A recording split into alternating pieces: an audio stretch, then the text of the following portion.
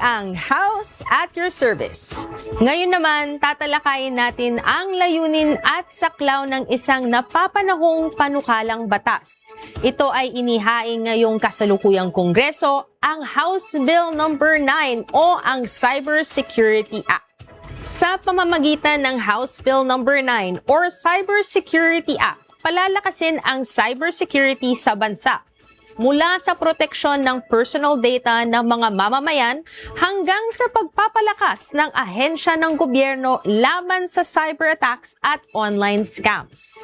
Magtatatag din ng National Cybersecurity Agency na tututok sa mga issue ng data breaches, hacking at digital security. Sino nga ba ang target beneficiaries? Lahat ng internet users, government systems at private companies.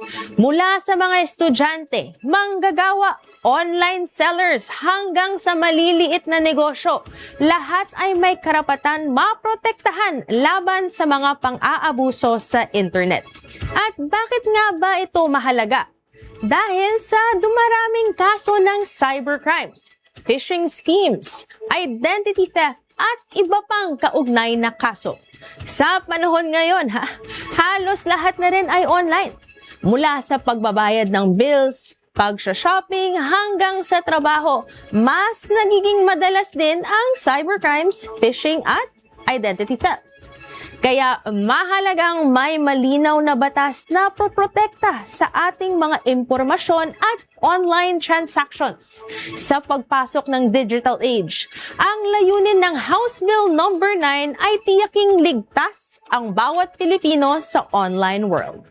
Tandaan, mahalagang alamin ang bawat panukala at batas para sa ating mga karapatan.